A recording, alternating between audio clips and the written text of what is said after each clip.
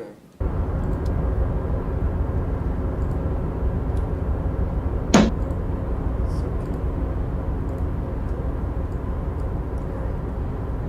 So, Hmm. we are in the little thingamajig, little warehouse, Hmm. and we're trying to just see what's going on. Let's talk to this guy. Container, I'll turn you nice and red. Container, put the logos on. The accent is so thick it's impossible not to notice he's Yubi from the vanishing peninsula of Yubi-san on Monday. Container, used to be Pines. Container, now belongs to Everett. The tiny man is so engaged in his work he doesn't notice you. Everett, he looks after everyone. Huh? Well, hey there. How can I help you, mister? Oh, he's Irish? Yeah, he's Irish. The look in his deep blue eyes is as sincere as you've ever seen. Kind of makes you feel like an asshole for no apparent reason. Oh, I like him already. I see you're not a union man, mister. Did you get lost? No. You're not one of them scabs, are you? He's Scottish. Oh, a shadow passes over his kind face. You talk to him.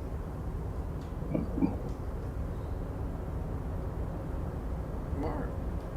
Hang on, I'm reading.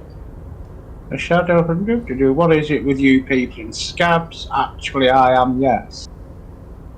What is it with you people in scabs? I mean, I don't personally mind. Folks is just folks, you know, and folks gotta eat. He doesn't seem to be waiting for you to answer. Just some of the other guys don't look too kindly on the scabbing kind, if you know what I mean, mister.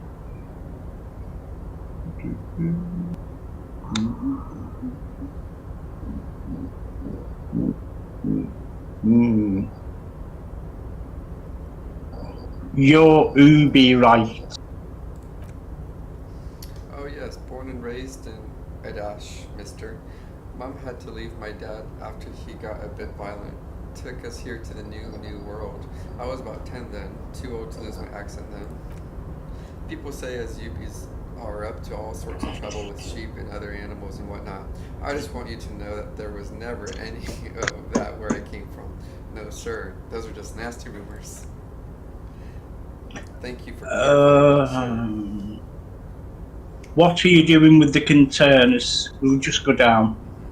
Oh, I'm just making some covers for them containers here. Yes, I am. So it's easier for the crane operators to spot them. He waves at the containers behind him. Logic. What's going on here? Look at the mountains of containers rising behind. Containers in the yard are green and wild pines library, and the mountain rising behind Leo is all red and union colors. It's like some red infection was spreading outward from the container yard's core. This looks like a massive redecorating operation, Kim. Yes, they're hiding it from the inside. All the red containers have the Debardu's union logos on them. Leo, has anyone told you why you need to change the covers? No, not really. He shrugs and continues merrily. Mr. Abbott doesn't tell me all the big things. He says I go and tell them to everyone. Thanks, Leo. Been very helpful. Oh, no trouble at all, mister. No trouble at all. The little guy affirms merrily. Where is everyone? Oh, most of the guys are down at the gates, keeping the scabs from coming in. He leans in with a confidential look. We're on strike. The whole union is. You don't have to work when you're on strike. Ha! We haven't worked for 2 months now. So no one is working? Not everyone is down there, of course. He chuckles. Mr. Everett. One second. Mr. Everett in his office, where he always is, and Jean Luc is guarding the gate. He pauses to think. But Titus and his boys got into some drunken trouble, and Everett sent them on a nice vacation for a week or so. He stops, but seems eager to tell you more. What kind of trouble did this Titus and his friends get into? Oh, I'm not really supposed to talk about that. The union business. He smiles and leans closer. Him and his boys stirred something up in town. Probably drank too much and got into a fight or something. I heard Mr. Everett telling them to take some time off. But what did they actually do?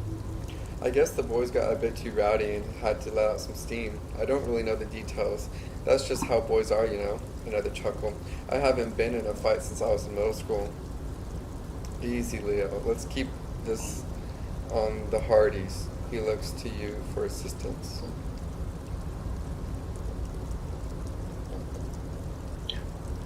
Okay, too rowdy, Leo. What kind of a fight did they get into? Did they kill a mercenary?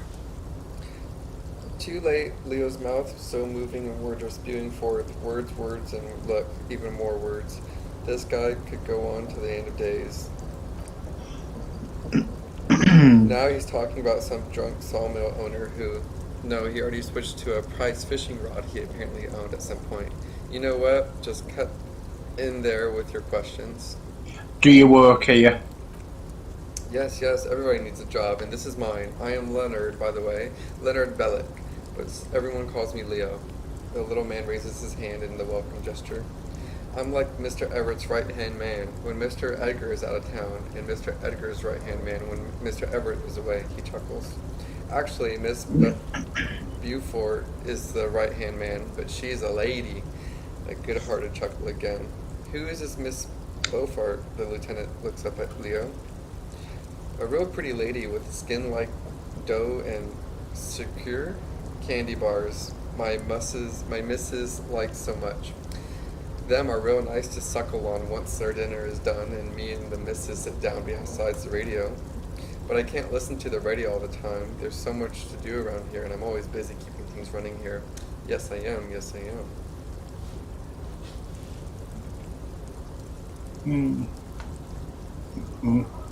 Hold on, who's this Miss Beaufort you mentioned? Oh, Lizzie? She's a real sharp tool. Mr. Everett put her through some fancy school and everything, east of the river. 4 years and she was gone, and when she came back, she was all fancy and lawlerly. But she's a real nice girl. Grew up in here neighborhood. Everybody knows everybody and gets along with everyone. Real pillar of the community one day, I'm sure. For a fraction of a second, there's sadness in his eyes. He goes on, if me missus and me was to have a child, I'd be really happy if she turned out like her, but she can't have kids. Dr. Lemaire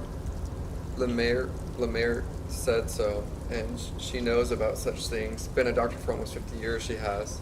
He sighs and falls silent, watching you meekly with his blue eyes. So Everett trained a lawyer named Mrs. Beaufort. Interesting. I think you were doing a great job around here, Leo. Yes, this place really seems to run like clockwork. Keep it up, Leo. Lieutenant smiles at the little man. Well, thanks a lot. Coming from you, it means a lot, really. You don't think it was possible, but his smile became even wider. Sometimes I feel like some of the guys don't really get how much I bust my ass for them here, but you guys are all right. The white rectangle on your clothes might not mean an awful lot to you in Martinez, but the recognition from the authority figures made Leo's day. What's in that container over there? Oh, that one? He looks at the container. That should be empty as far as I know. Lots of containers here have nothing in them. They're just waiting to be loaded up. I'm looking for the leader of the Dock Workers Union. Oh, you want Mr. Everett then? He's an awfully nice fellow. He is. Him and his brother are both nice fellows. They've lived their entire lives in this here neighborhood. He coughs and then continues immediately. Guys like Mr. Everett and Mr. Edgar, his brother, are real good guys. Made Martinez what it is today. Mr. Everett and Mr. Edgar, I went to the same school we did when we were boys. Easy now, Leo. Just want to know where I can find this man. Oh, Mr. Everett is where he always is, in his office, of course. He points to the 2 containers on your right. Okay, I'm off. Bye-bye now. Alright, so...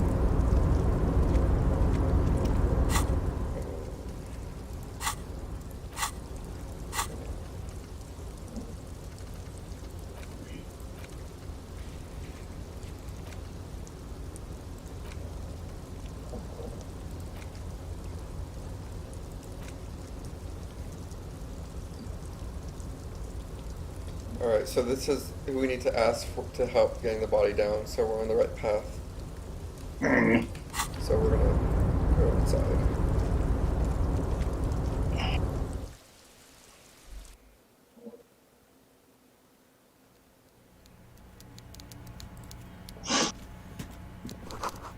The coffee in the giant thermos is still lukewarm.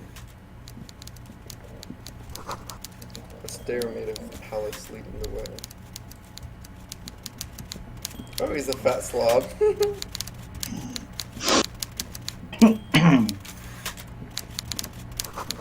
Taxidermy fish that tells time. Oh my god. Before you is a walrus of a man seated behind a large desk. He looks up from his work, not the least bit surprised to see you. With great effort, he straightens himself up in his chair, yet says nothing. He simply stares at you. Are you in charge of the dock workers? Welcome, Mr. Dubois, Mr. Kitsuragi. It's good of you two to stop by. Please, have a seat. He gestures towards a tiny chair post opposite to his giant desk. I'm Everard Clare, head of the Debargeurs Union here in Martinez. The man relaxes into his chair. I'd offer you my continues. hand, but unfortunately my health prevents me from getting up. You understand. He looks extremely comfortable. The tiny folding chair in the other hand looks like a torture You go device. ahead, detective. The lieutenant nods at you in the chair. Whatever he has in store for you, it can't be good, he thinks. I'll do my best. Forget about that. What's with this Dubois stuff? You're getting some seriously bad vibes from that name.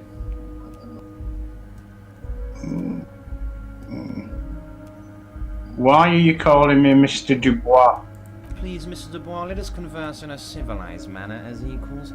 Take a seat, I insist. Oh, take a seat. It's nothing. Oh, Yes, that's probably right. It's nothing. Forget about it. Filter it out. take a seat. Excellent, Mr. Dubois. I can see that you're a reasonable man, and reasonable men can be of great use to one another. He gives you a sly wink. Remain serious. So tell me, how can the head of the Debargeurs Union help a representative of the Revachol Citizens Militia today? Oh my god. The chair you're sitting in has got to be the most uncomfortable chair in the world. It's violating your backside. Oh, by the way, I heard you got a rather rude reception from a certain Lawrence Garte. Some people have no manners. Pains me to say. This should take care of that nonsense. He points to a giant novelty check on his desk. It's absolutely comically huge. It should be sufficient to cover your expenses for a few days and patch over your differences with the cafeteria manager. Go ahead, take it. He points at it again. Wow, that's 25 real. That's good money. You need it.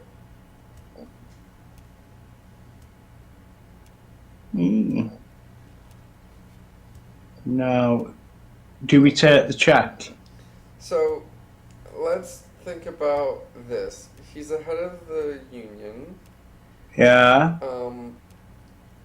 and the union is against the logistics guys, I think, right? Yes. Yes. And the guy Well, who died Yeah. was I forgot what he was. Was he part of the union? Or What, the guy that was the one that was hung? Yeah. Yeah, I think he was a scab. And scabs are the logistics guys. The logistics ones, yeah. So we don't like. So he's saying that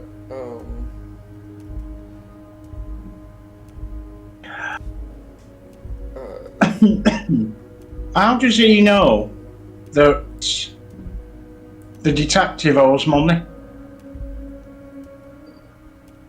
well, he doesn't. He's covering for Lawrence. Oh, by the way, I heard you got Check. a rude reception from a certain Lawrence Gart. Here, it should be sufficient to cover your expenses for a few days and patch over your differences with the cafeteria manager. But who was Gart again? Wasn't that the guy that we hit at the bridge? I just remember they call him as like the leader or whatever. Let me check something.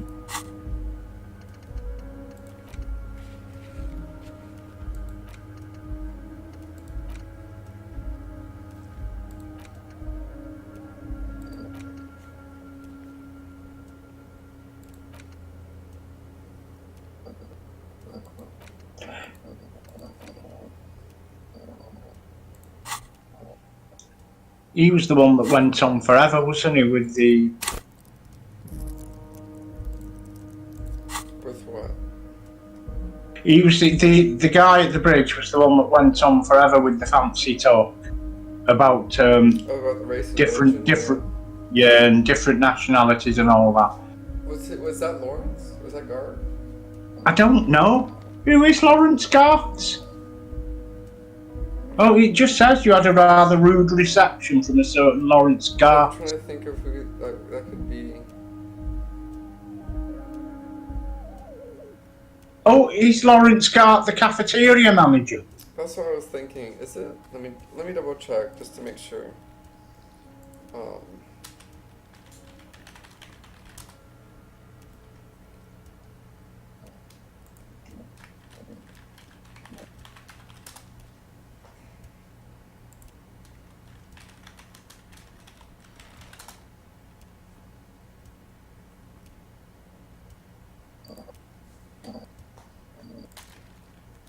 Let me check real quick.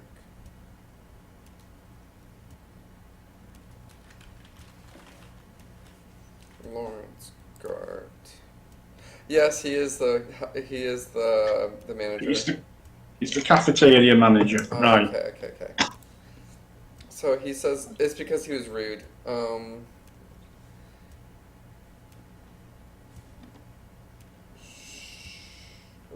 How about I say wait, you know, Gart? Yeah, we start with that. Yeah, you know, Yes, Garth. I know Lawrence. He's a real character. No union man in him.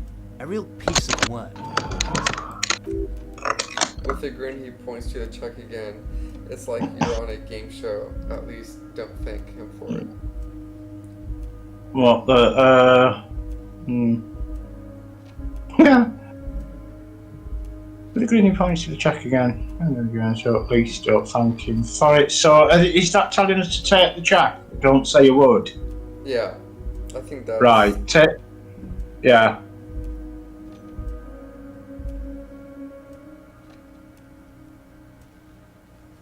Is there anything you'd like to say to me? Or...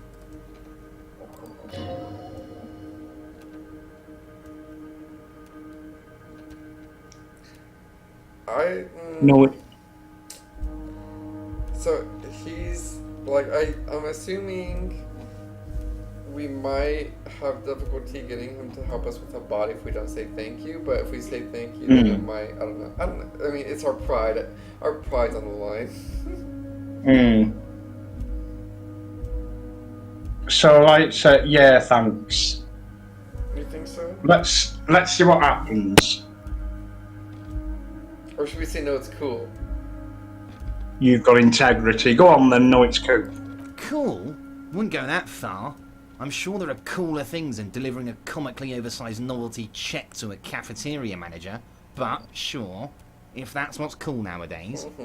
Now, I'd like to set your mind at ease about one other matter. Your lost gun. Let me assure you, Union people are on it as we speak. I've got my best hounds looking for that lost gun. Lost gun, lost gun. His slug-like lips move, but all you hear is an echo. How does he know? The world is swallowed by a black hole of fear. Only two words escape its gravitational pull. Gravitational pull, lost, and gun. How do you know about my lost gun? But does that play into his hand? Should we... I would appreciate any help you could provide then.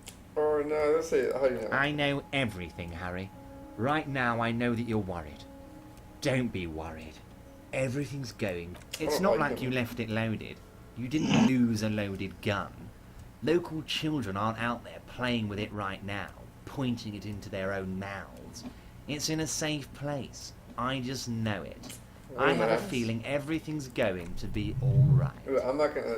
I don't respect him. It was loaded. There were 2 bullets in it. You always keep at least 2 barrels loaded. Shit. Compose. Hmm. It's not gonna be good. We have to. Officer, we will deal with this later. We don't need Mr. Clare's help with this. I wouldn't be so sure about that. No, we have. Officer, Mm, we well, will we deal have with to, I this. don't wouldn't be we? so sure about that. Oh, it says a composure check. Fuck.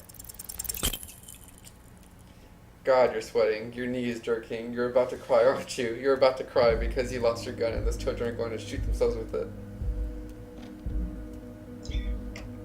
Try to stay cool. Or do you want to lose it? I don't know. Mr. Dubois, you don't look so good. No! Ah!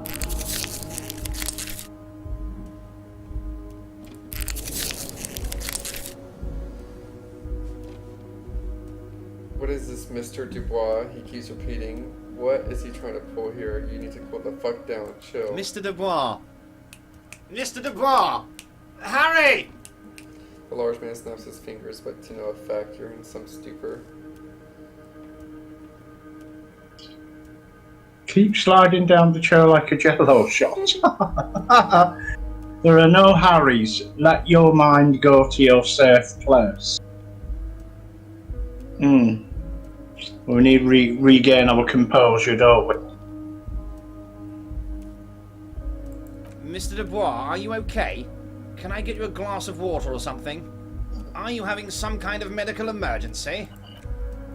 Maybe you could use your hands somehow in kind of a throwing motion, like you're throwing that Mr. Dubois act right back at him. He's Mr. Dubois.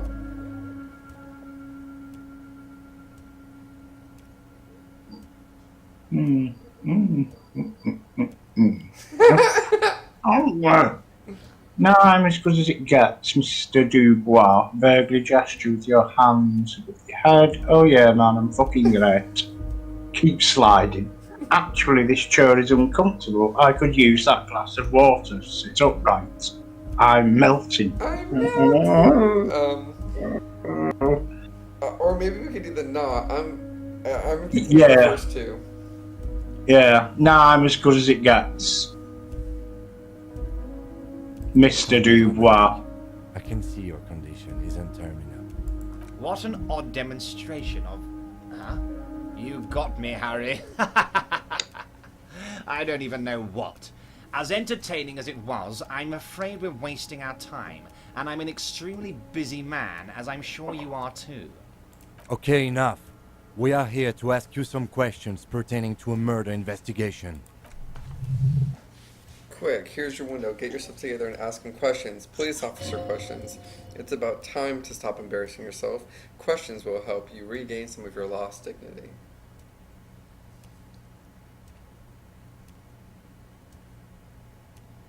Aren't you going to ask me how I got in? Okay. Or I mean, could you help me get a dead body down from a tree?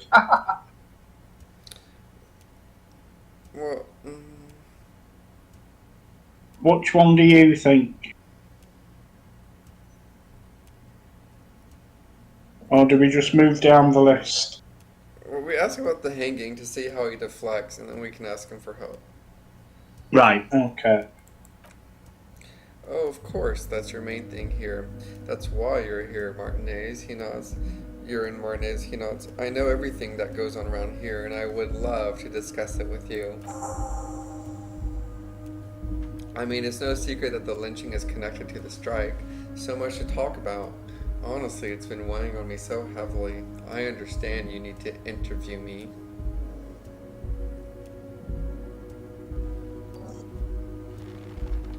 I sense there's a but. But there's a thing that's been keeping me up on at night. I want to talk about the hanging. I mean, if we could just calmly talk, exchange information, we could blow this thing wide open. Yes, that sounds good, the lieutenant says with a slow nod. Let's do that. But I can't think straight with this thing weighing on me. Suddenly he slaps himself on the forehead. You're police officers, aren't you? I have a crazy idea. You guys are basically door opening machines, incredibly talented at opening doors.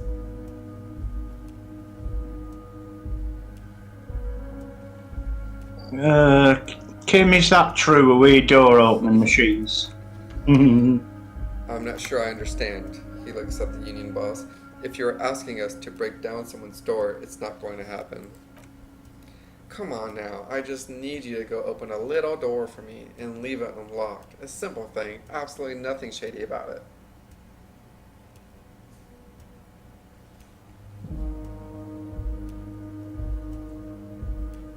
I'm a bit behind. It keeps drifting off and cutting out. What do you mean? Come now, it's when you're reading to me, it cuts off and then I can't hear anything. Oh. And then it was a little bit behind when... Is it working now? It is now. When we said a wee door opening machine. Oh yeah, I hear your connection is going up a little bit. Yeah, come now, I just need you to go open the door for me. Absolutely nothing shady about it. Whose door is it? Oh, no one's. It's just a weasel. A weasel lives there. Nothing for you to worry about. Why don't you just open it yourself? Harry, I'm a very busy man, and more importantly, I don't have the extraordinary physique you do.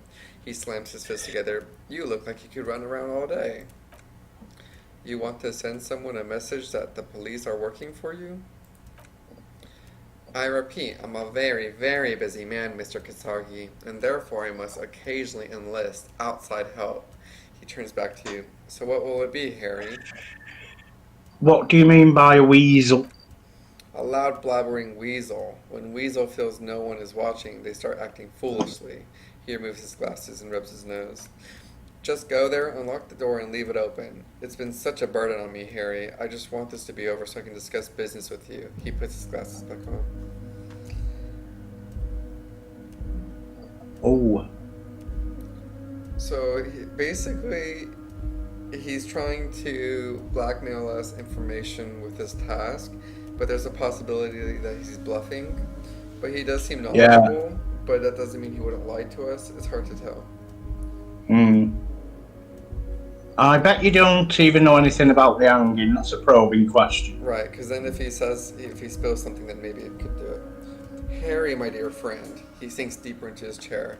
I am what people call a local bigwig. I know everything that goes on in Martinez. Well, he probably does, seeing as he knows that we are the man money, and he knows about the lost gun. So somebody's feeding him information. And somebody's gonna get hurt in the process, but do we care, and is it important? Well, we need to move on, don't we? Well, I'm assuming that we would find out another way or about the murder if we refuse. It would just be another way. This would be like a shortcut. It just depends what you want to do. It could play into the future. If he's blackmailing us, and we know he's being shady, let's not accept it, and then we'll find some other way to deal with him. Yeah? Yeah. Of course, Harry, I understand, but if that's the case, I don't think we'll ever find your gun. Ever worse, we won't be able to speak like equals about the murder. Perhaps this was just bad timing for you. You know that you can always come back to me. I really hope you do. He winks at you. For your sake, my sake, and for your gun's sake too. The lieutenant sighs. Yes, we both understand what you meant. This may be the only way, he thinks. I won't hold it against you. In fact, we probably should reconsider later. Hmm.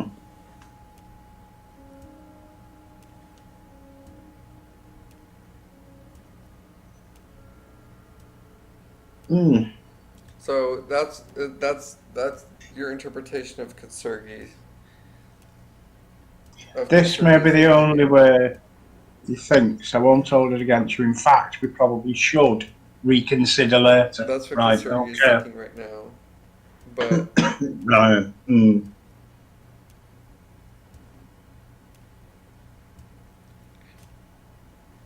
let's talk about the lost gun. Yeah. Yes, your lost gun. His face turned serious. My best men are on it. They're turning every stone, searching every playground, asking kids, grandmas, everyone. Your gun will be found, Harry. Let me assure you of that. He winks at you. It's just a matter of time and effort. The only way to find it seems to be working with him. He might even be holding your gun hostage. Hmm.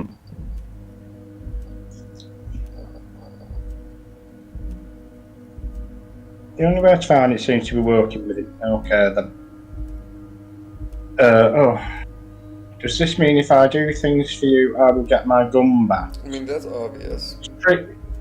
It's trivial, but I mean, what do we do? Do we say we're not going to be blackmailed, or I know, I mean, I don't care about my gun key? we could just stick it to him. I don't know. Yeah.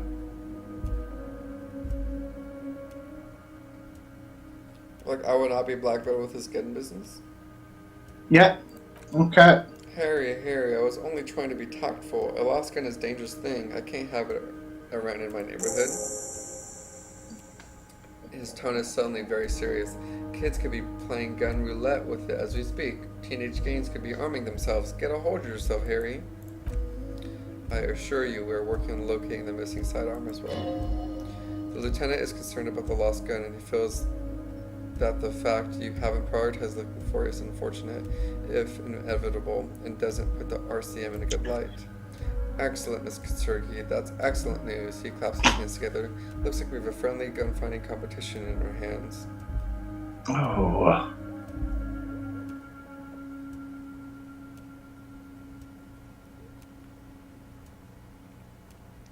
Let's find out about them, Mr. Dubois. Mm. Of course, let us dispatch you with the formalities. You call me Everett, I call you Harry. That's what the hanged corpse called you, Harry. So that's really my name? My God, so it's true. I didn't want to believe it, but you are a fantastic science fiction amnesia cop, aren't you? He shrugged with an amazed expression. What are the odds of that? I think the odds are that, he looks at you, are very low.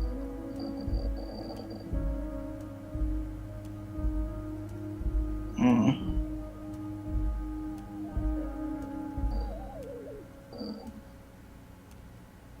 I like that. Well, my memory is fine. I'm just testing you. Yeah. So good to hear that, Harry. Apparently my sources were wrong.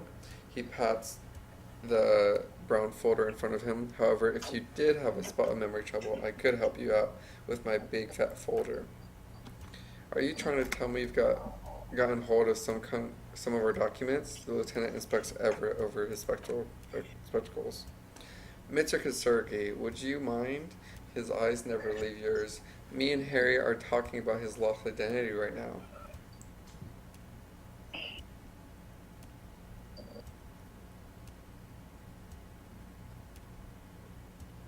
Hmm.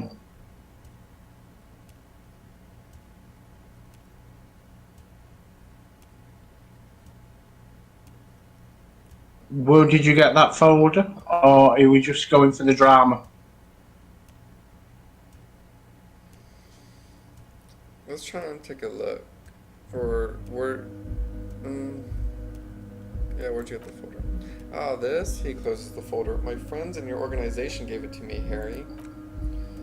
I find that very suspicious. May I have a look? I'm afraid this is meant for union eyes only, Mr. Kitsurgi. I'm sure you understand. He turns back to you. Please continue, Harry. Let's go. Oh, wait, this is getting more and more, so...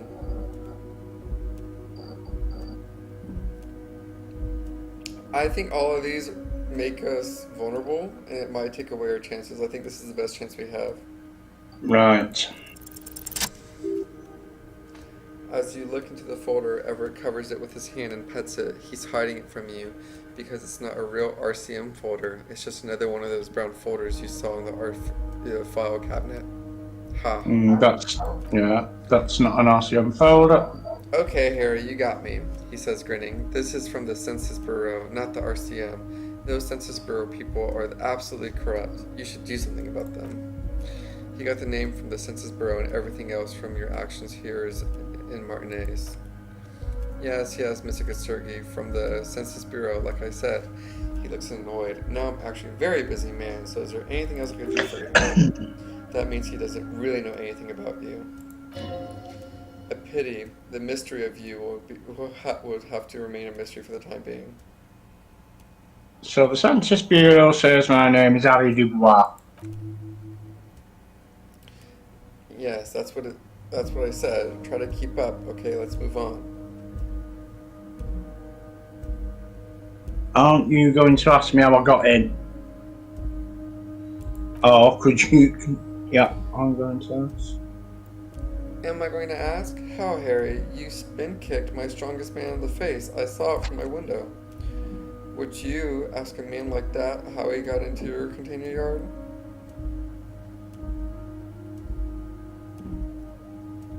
You don't have a window. Who does? Oh, does he? It was a figure of speech, Harry. Of course I don't have a window. I'm in a container. Anyway, I assure you, I'm a very well-informed man. Information reaches me before I can even get the chance to request it.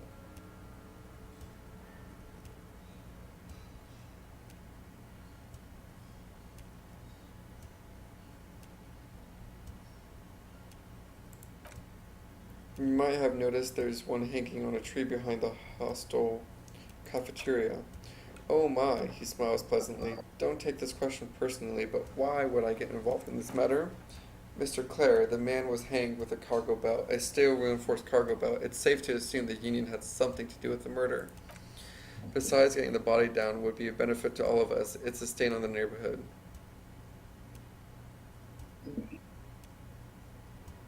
Yeah, the belt thing. I can certainly see how having him up there might start affecting some real estate values. He licked his fat lips and smiles. But of course, all joking aside, I am going to help you. He picks up the handset of the radio phone to his right and clicks a button. Jean-Luc, the cop who bested you in a physical combat is here, and he has a little dead body and a tree problem. Namely, he needs it to be taken down. Please extend him this courtesy. He turns back to you. You can find Luke down at the gates, but he smirks. You already know that. Anyway, he's going to help you now that he's back on his feet.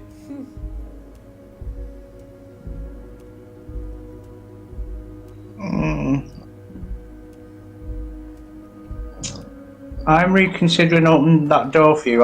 You asked me to open. Perhaps it would help me somehow. Or are we just going to leave? I think we should just leave. Fuck this guy. Yeah. Wait, he leans in to his drawer and pulls out a plastic card. You need this to get in and out through the gate.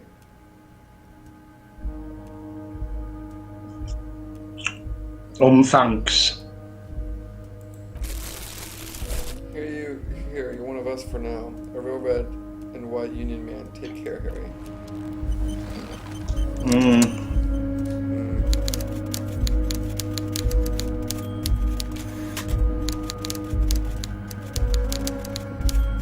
He's annoying.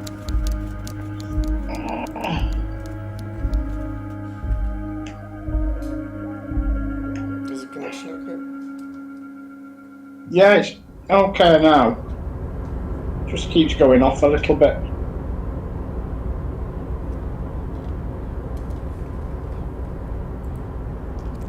Right, so we have to find Jean-Luc, do we?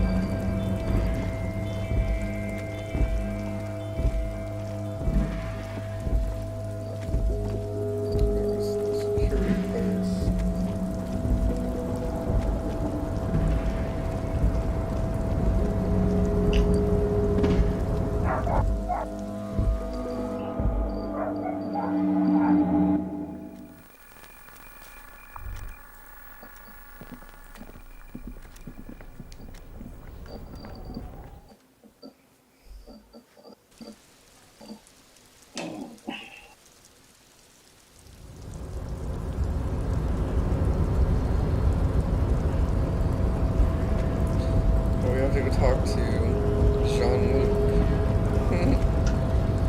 Maybe he respects us, who knows? Do not presume this has drastically altered our race dynamic.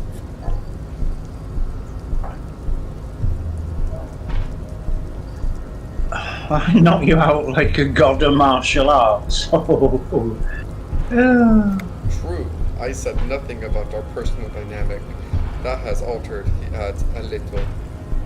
Have I told you to help us to get the body down from the tree?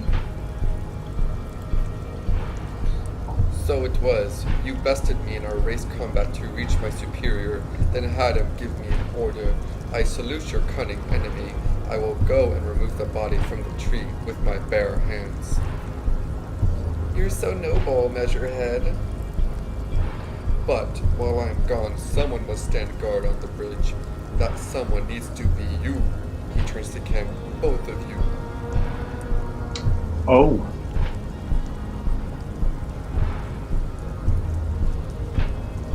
Well, we can't.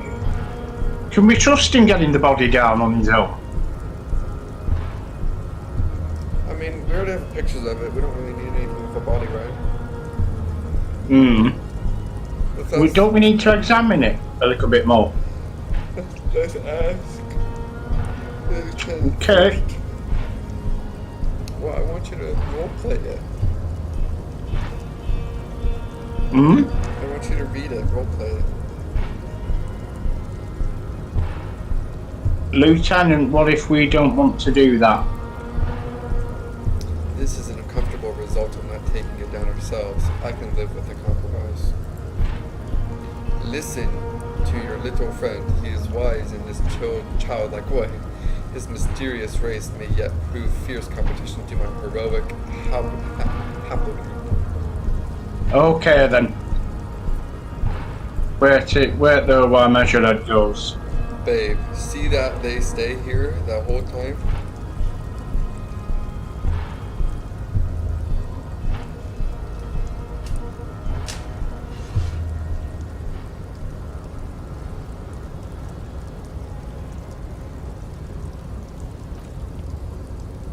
The woman gaze follows Measurehead as he leaves. She turns to you. So you guys are like cops or something? Yeah, we're the lower round here. Cool. I like men with guns and power. The woman twirls her hair. I'm Katya, by the way. You hear that? The lieutenant looks towards the yard. That sound. He's breaking something. Yeah, Jean-Luc must be really tearing it up over there. I wish I could see it. I don't. I've seen enough of that dead body already.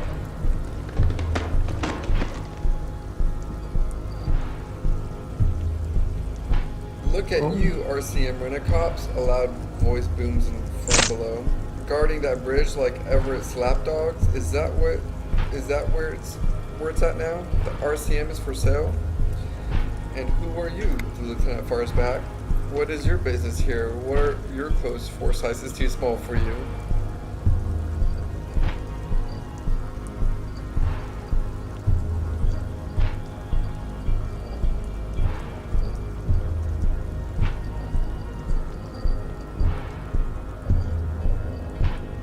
The connection went off again then. What's your response? That's none of your business.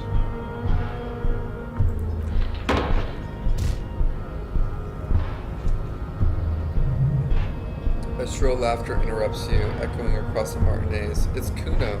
Then the man turns to look behind him at the behemoth appearing around the corner, approaching him, walking past him.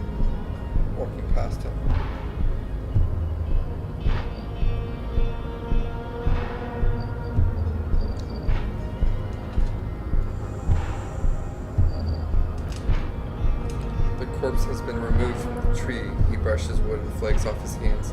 Stand down and congratulate yourself. You have sided with race victory today. Thank you for your cooperation, Measurehead. Farewell, ham sandwich. You are a Union man from now on. and leave.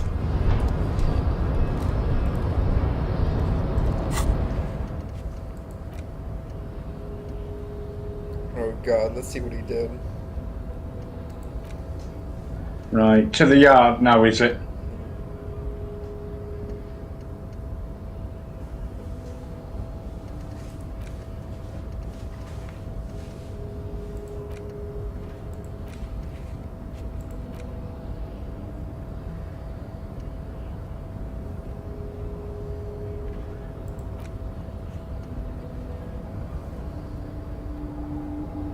Give me 1 second. Ooh, ow.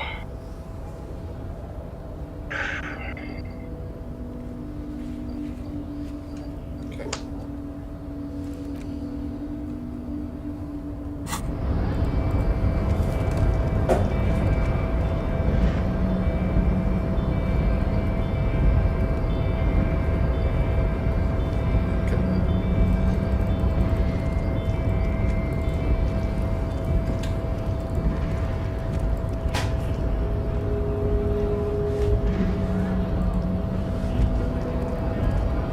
So, how'd you like our harbor?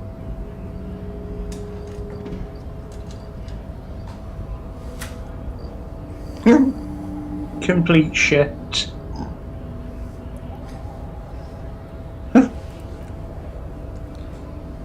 It's but a rest area on the path leading across open plains, he notes solemnly, then turns to you, a wide smile adorning his face.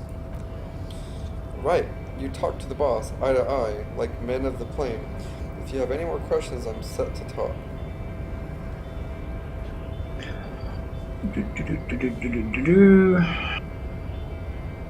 Any idea who killed the hangman? The mercenary, eh? He shrugs. Who could have killed him? That's indeed the question. Why even do such a thing? He shakes his head solemnly.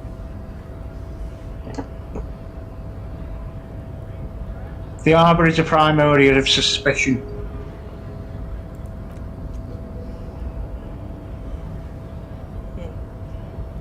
What a thought, he scoffs, looking shocked.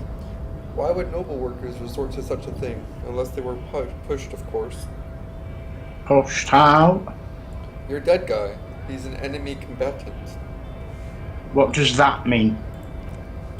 He was an agent of the opposition, attempting to undermine our honorable efforts. I ain't the murdering type, but that's just me. Large organizations like our union have all sorts of men with all sorts of skills.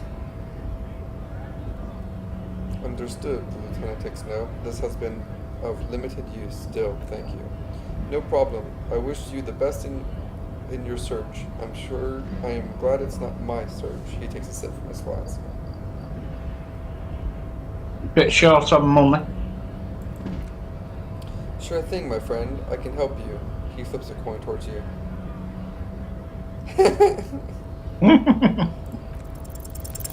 Oh my god. Oh, you dropped it. The coin narrowly slips out by your outstretched fingers and falls to the ground.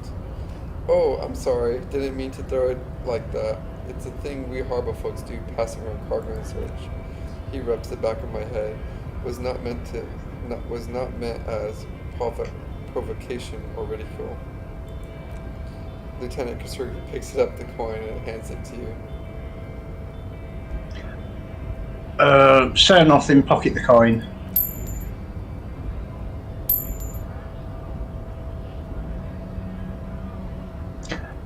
Right, always got to help out the LCM. We're on the same branch, you and I, humans, I mean, not Slytherin scabs. Well, we've asked about it, the young man, haven't we? So good talking to you.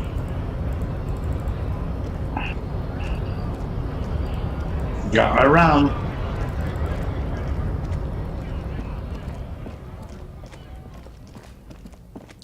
Let me talk to this guy real quick.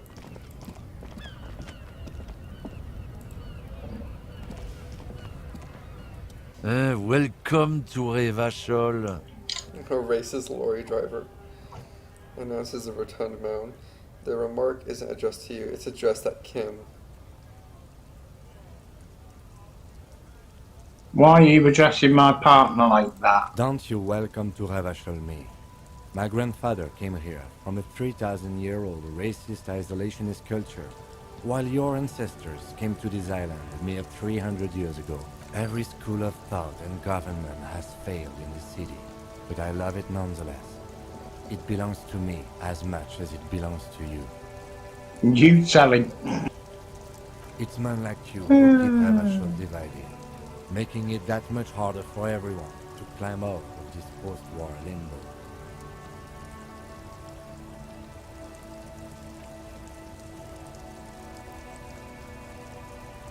What do you think?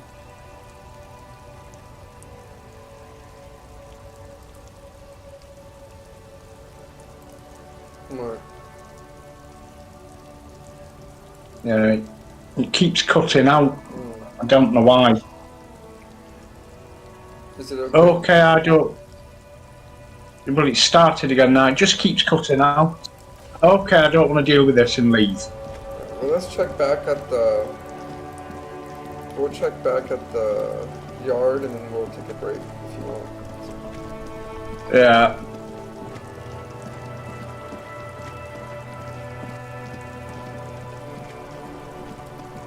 Oh, he broke the branch. Oh my god, and the body's on the ground.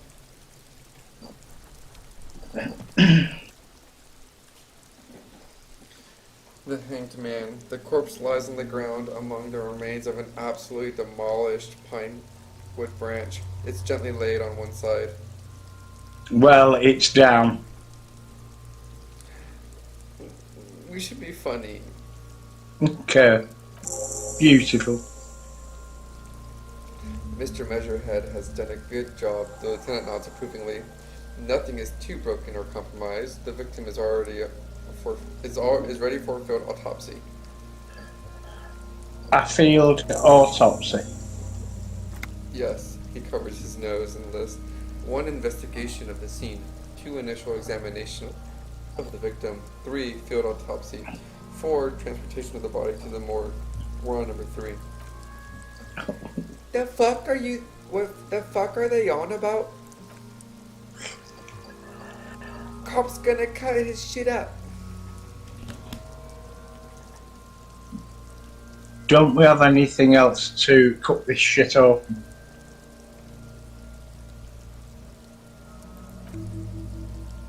It's not about cutting, he squints at the corpse, and no, you and I are detectives. The honorary ranks of detective signifies our ability to handle the entire incident chain, from autopsy to cleanup to social work. Honorary rank of detectives. An honor and a burden attached to your rank once you've proven yourself able, usefully after 5 to 8 years of field work. Mine is Lieutenant Detective. Yes, I feel like a detective. You are. Your station would not have assigned you on this case if you weren't. Now, the way I see it, he looks at the corpse with some disgust. It's either this, or we complete the initial interviews. We already met Miss Everett. That only leaves the Wild Pines representative. There's one in town negotiating the strike. She could have information. Should we just get the autopsy done? Yeah. No need for a distraction, let's do this. The lieutenant adjusts his glasses and takes a deep breath. First, what exactly is a field autopsy? Come on, officer. He pulls a pair of latex gloves. You know what a field autopsy is. You've done them 100 times. Do you have another pair of gloves? Unfortunately, no. Okay, I'll take it like a man. That's funny. Shoot, which one? Okay, I'll take it like a man. Unhygienically?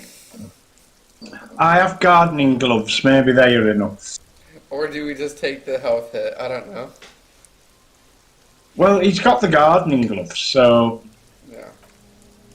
They're better than nothing. The lieutenant looks at the gloves. Tell you what, I perform the anatomical side of things while you take notes.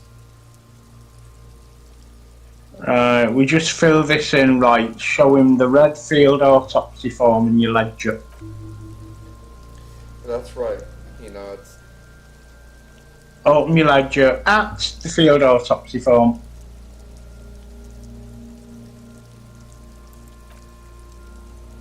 The dead man stares in silence as you crack open the ledger. The bright red paper is covered in boxes and lists, describing the condition of the skin and organs in 3 parts.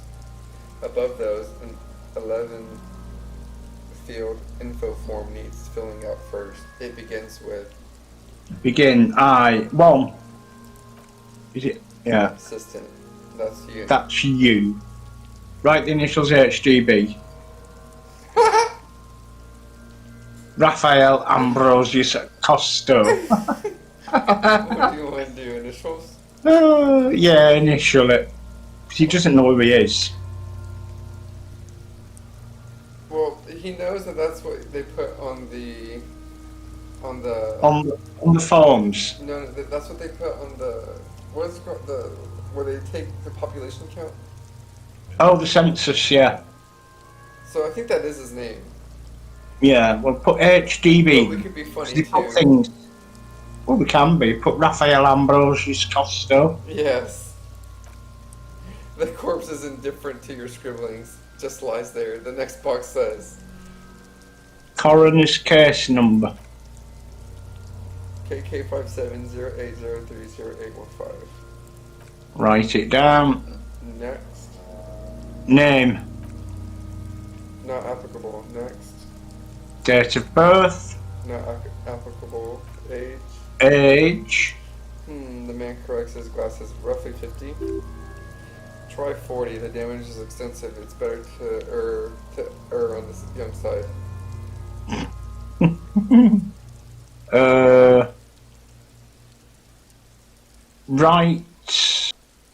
Right 50. Why?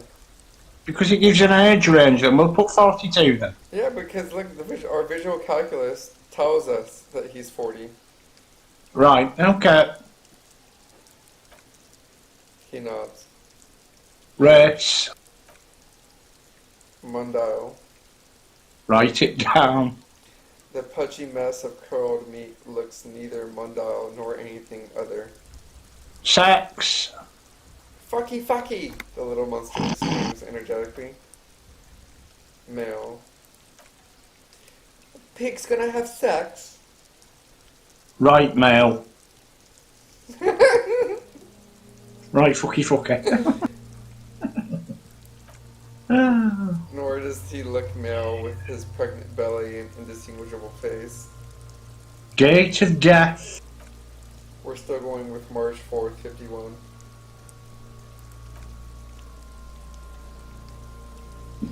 What else? He looks over your shoulder. 9. Body identification. Body identified by is non-applicable. 10. Case number is the same as the coroner's case. Listens motionless with the cargo belt around his neck. Only 1 box remains. Evidence of treatment. None. At least not after the initial examination.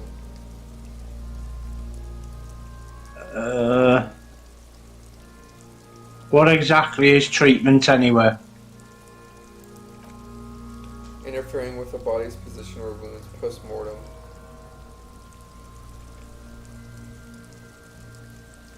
I'm not so sure. Yeah, Because them kids were throwing bricks at her. A silent nod. The lieutenant places his gloved hands on the corpse's chest as if in preparation. Your central nervous system recognizes this gesture. It is the stations of the breath. What is it? Ecclesiastic. Ecclesiastic religious in nature. A holdout from the pre-DeLorean burial rites. It takes him 2 seconds to perform. Then, somewhere in Jamrock North, a small woodshed behind Rosencrantz Row, Lieutenant Nick Furbach places his hand to his chest of a small corpse, no larger than a monkey. It is raining outside, light drizzle. There is darkness in the shed. Elsewhere yet, an obese female sits in a white wicker chair, her silhouette ball-like against the window. Outside, the green corn. The day is turning dim for Sergeant Mac Torson. Hand extended, he approaches to make sure she is dead more than anything else. And so across Jamrock, Coal City, GRIH, 42 deceased persons found today, 42 stations of breath. We should start the post-mortem. Turn the page. The corpse cannot feel Kim's hand on his chest. It is no longer meaningfully interacts with the surroundings. A thicket of boxes and lists on a red copy of paper tries to answer why. External examination summary. Clothes, he begins. The deceased wears armored boots and white briefs. The make of the briefs is Barbadine, I think. Let's see. He turns the body onto its sides and checks the underwear label. See, it's happening! Barbadine, yes. Inexpensive, size M, color white. The disappointment is palpable. The red-haired thing was expecting something more lurid. Write it down. The rest of the clothes have been removed post-mortem by scavengers in order to get the victim's ceramic armor. Officers are in search of the missing pieces. Removal of the boots is left for processing. It would be clever of you to omit the boots altogether, sire, but you are to keep them for yourselves as you ought to. You have deserved them more than anyone else.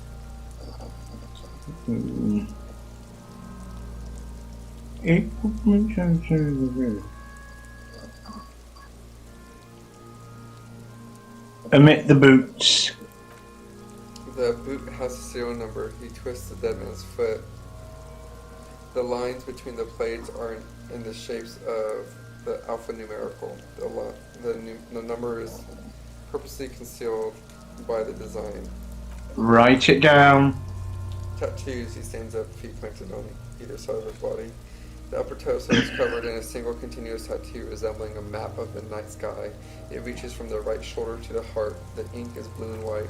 The assistant has a color photograph of the markings to be added to the case files as document A1. The photo is taken on the scene using a Triget Mini. Write it down. The deceased has a cargo lashing belt around the neck, tied with a hangman's knot. Color yellow, length 3 meters. There is a buckle on the other end. Write it down. He proceeds in measuring tape, well-nourished, athletically built, measuring 1.8 meters, generally consistent with age 42. Preservation is good, ambient temperatures below freezing. Body hair is light brown, distribution is consistent with age. He nails in to get a better look. The deceased had male pattern baldness, hair is combed back short. Write it down. Short, light brown, male, pattern baldness. Oh wait, but we might have been able to get something from them. Oh well, it might have been like a toupee. Fuck. Anyways. Lividity is consistent with hanging. The head is congested. Contusions are present at the head, chest, thighs, consistent with stones thrown post-mortem, low velocity. Fucking low velocity! The kid explodes. You think Kuno doesn't know what you're talking about? Velocity was fucking max. How would you say that in Scouse? Fucking low velocity. The kid explodes. You think Kuno doesn't know what you're talking about? Velocity was fucking max. Talking shit about Kuno's velocity. that was more like it. The lieutenant pays no heed. In addition, there are bite marks on the face, scalp, and chest, consistent with predation. Ooh. Write down but amend for high velocity. You think it was high? Yeah. Oh, I think so. write down. Oh, yeah, What yeah. do you think? What do you think? Yeah, well, they were going quite savage, wasn't they, at the body? Mm-hmm. Ligature mark. The lieutenant proceeds a small folding knife with the other hand pulling on the belt, he starts cutting into the polyester. His stench is horrid. After a while, it's obvious the material cannot be cut. The steel wiring, he concedes. Breathless, there's too much of it. We need to remove the belt so that we can get a ligature mark. You got just the right tool for that. The chain cutters. Good thing we got these. Always good to think ahead now. He points to the rope squeezing the dead man's neck. We need to cut the belt to see the ligature mark now, carefully with as much precision as you can. See, my pig is going to fuck his ass off. No, he ain't. Felix plays. Your pig's a boring fuck.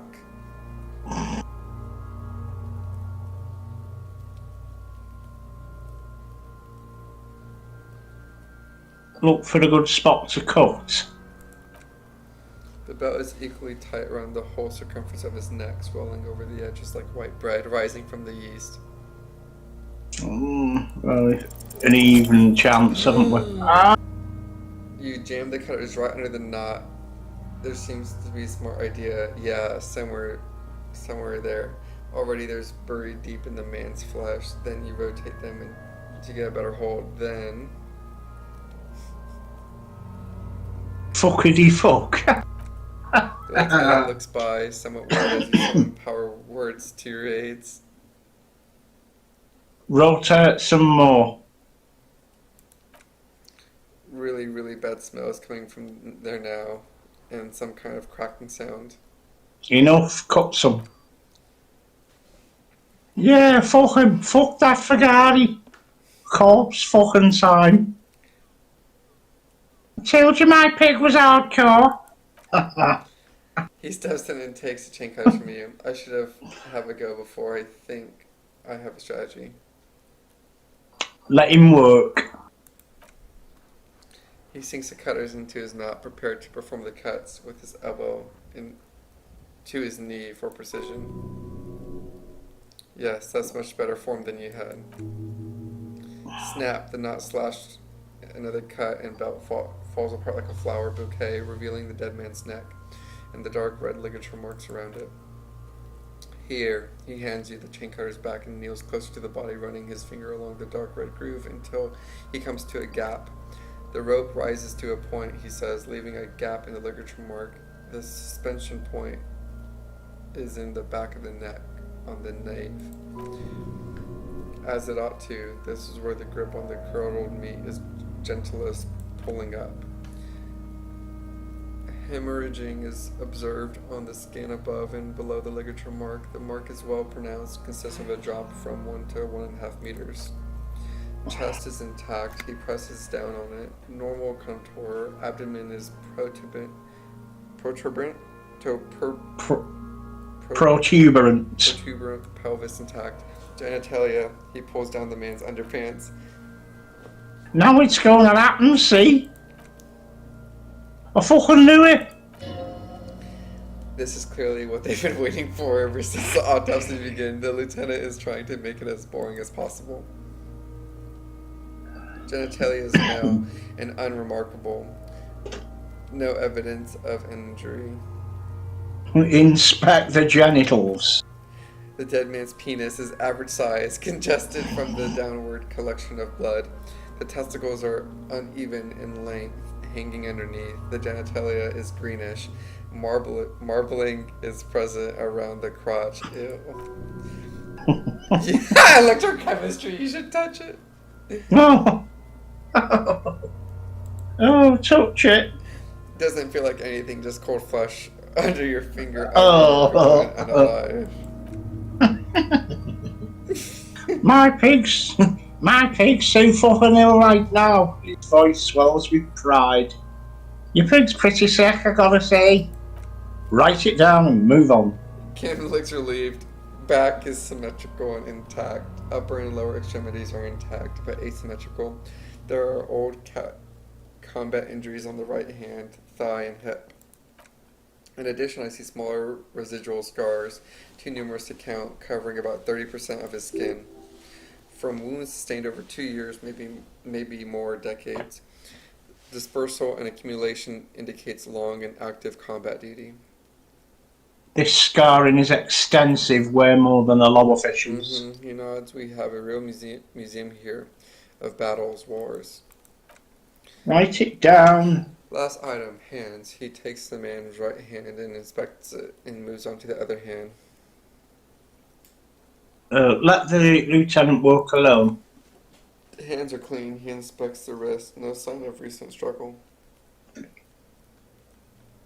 Write it down. Were we expecting any? I was. Maybe I'm just not seeing them. Honestly, the stench is making it hard for me to think at the moment. Write it down. Woo. He turns to the side to breathe. It's not enough. He buries his face in the sleeve of his jacket. You hear a muffled voice. That's all for the external. Well done. What next? Internal examination summary.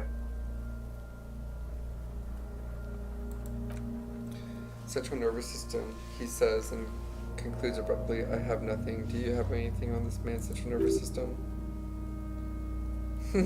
You don't even have a joke. Nope. Musculoskeletal purge fluid is coming from the mouth. He gets close to the swollen mouth hole, eyes squinting from the fumes. Not injury-related eyes, tongue protuberant. Hyoid bone, let's see. With his eyes almost closed, the lieutenant puts his hand on the dead man's throat and begins to massage it gently. A rotting smell erupts from the mouth. Purging fluid runs on his lips, black and viscous. Yeah, jack that fucker off. The hyoid bone is fractured, he says after a while. The rest of the musculoskeletal system is intact, unremarkable. Back hunched as if in a prayer, he begins to pry open the dead man's jaws, respiratory system. He stops to exert more force. Both hands are used. Oral cavity shows no lesions. The victim has received dental implants, possibly after a combat wound. Mouth swollen, hemorrhaging present in the mucus of the lips and mouth. Look inside the dead man's mouth. No scream, no sigh of relief rises from the darkness inside. It's humid there, sickly sweet air, unlike anything living. You feel like you're about to throw up again, straight in the mouth, that is. Oh, write it down. Look deeper. Go on then. Oh, I've It's damaged my hard. health. It's hard. Once more, you taste stomach acid in the back of your throat, a contraction. Your throat pumps a little something from your stomach and into your mouth. You're forced to swallow to just keep looking. Inside you see darkness, just a mess of meat and darkness. There are ancient mysteries down there, Kobo. Ask me later. The lieutenant lets go of your jaws and mouth snaps before you. Hemorrhaging present in mucus, he repeats impatiently. He wipes his brow. Write it down. Hepatobiliary. Hepatobiliary. What's that? Why don't we have anything? It relates to the liver. He looks at the corpse stomach with a mixture of tiredness and disgust. Are you a hepatobiliary expert? Right, Anna. Same for toxology and serology. Right, Anna. Cardiovascular, the body exhibits heavy lividity. Blood has gathered in his hands, feet, and neck. Hypostasis is visually consistent with a hanging. Gastrointestinal, he breathes a sigh of approaching relief. This is the last field of the list. He looks around to the ground and pool of feces there. Then he touches the corpse's bloated lower abdomen briefly and says, digested semi-solid food in stomach, voila. Write it down and make the voila. Keep it. Write it down, keep the voila. What's next on the list? Description of injuries summary. Let's see, he touches his head. We have bite marks, contusions in the head, chest, and ligature marks encircling the neck. You'll need 3 fields, leave a 4th one too. What about the injuries we have afflicted? Oh, he looks incredulous. So we inflicted them? Okay, I have inflicted. Okay, so there's a stabilized munition from Keyjol A991, blah, blah, blah. There's long, an incision on the throat from a chain cutter. There's a pause. I wouldn't mention those, but not to muddy the waters. I agree, the waters are muddy enough. See, these pigs are fucking corrupt. The boy nods approvingly. Why don't you fuck them if you love them so much? Nowadays. He nods. Head, chest, and scalp bite mark injuries. Predation of birds has caused them to the body. Odontologist does not need to be consulted. In your opinion, officer, beneath the description, there are 2 boxes waiting to be ticked. Opinion, fatal injury.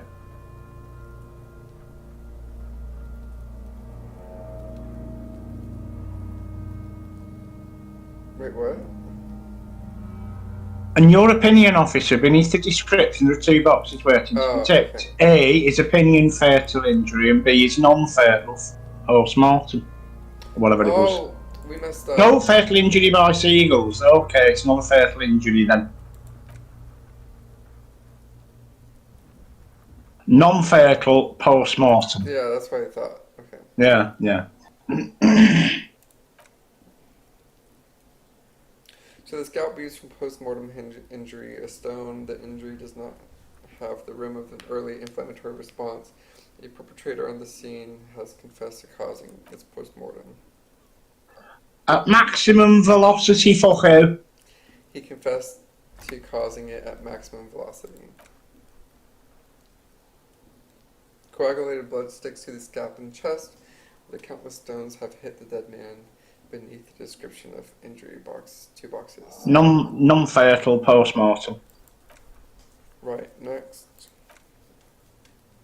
A dark red abraded ligature mark encircling the neck with a gap on the nape measuring, let's say, 7 centimeters. The hyoid bone is fractured, the cervical column intact. I see hemorrhaging on the skin above and below the ligature mark. Depth of the mark, 1 centimeter. No signs of clawing on the neck. Below the note, 2 custom boxes are to be ticked. The man's head jerks to the side, awaiting judgment.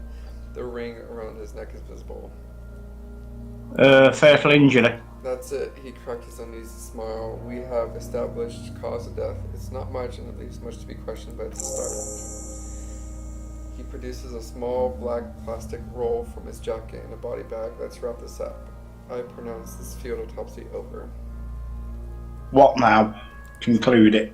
I need a copy of the autopsy form, then I will drive him to Faubourg. For processing, he looks into the dead man one more time, and slipping the red paper in his hands and the corpse again. He's thinking, did I miss something? You tilt your head and look at the corpse. I'm sure we didn't get everything. There's always something. Oh, it's very low. Well, Try to remove the dead man's boots. I thought we decided to leave it processing. The lieutenant shakes his head. Let's not turn this into some kind of circus.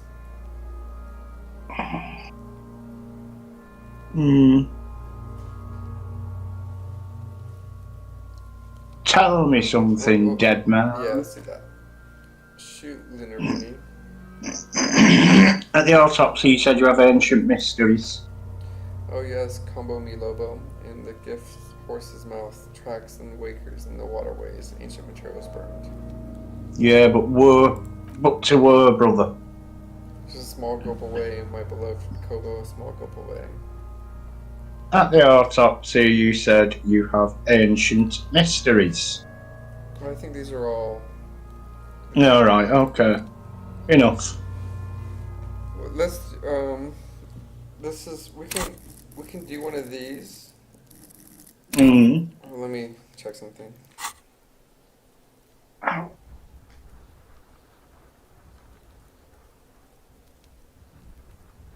Yeah, if we had looked at the hands and stuff, it would have helped. But anyways, let's do. We have 2 points to level up. Perception. Yes. Do you want to level that up twice? Well, our perception, yeah. Is there anything else we should?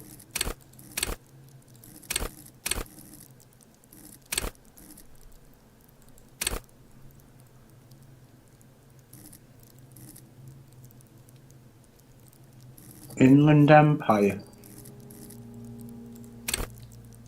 Hunches Hunches. and gut feelings, dreams in working life.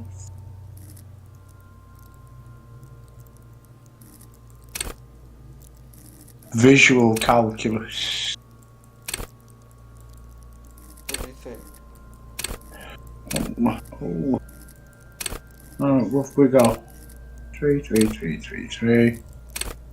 Electrochemistry, shivers, half lights. What are we low on? Well, we could double up on perception. Or we could, Go on then. or we could do something like visual calculus. Yeah. Which one?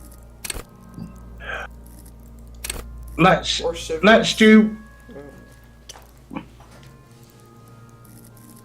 tune into the city. Yeah. I don't know. Well, we'll have to be doing some wandering soon, so do shivers. More shivers. They're on physique.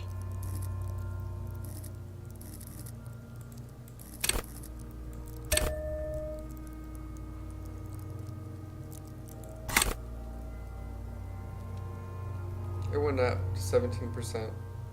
I guess we have to try it. It says that we can try again later, so we might as well just try. You run your hands over the victim's cold body, his limbs, his torso, his swollen organs. Maybe you should be more thorough. Look under his fingernails like Kim already did. Or look in his pants, or Oh, look in his His pants. fingernails have turned dark. They're chipped and quite long. There is dirt under them, that's all. You can't shake the feeling that there's more secrets concealed in the flesh before you. I've got a gut feeling that there's more to this corpse. Okay, well, we're in liver mortis here. He's disintegrating. We need to refrigerate the body if we want to conduct another examination. We need to do it fast. Okay. Where do we find a fridge for the body? It would have to be industrial size. Let's start by asking Gart in Rolling Rags in the fruit store of the gates. If they don't know, his voice texts off and his gaze is set on Kuno, but only if all else fails. Fuck are you looking at by? Whoa, fuck are you looking at by no man? You want a piece of the Kuno? Want to get fucked? Only if all else fails, he stresses. Yeah, let's hurry then. Right, let's do this.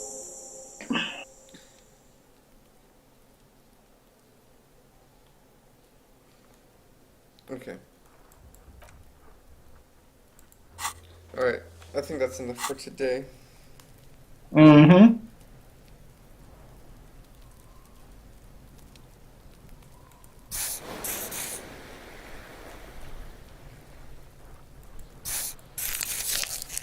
Okay, I'm going to save.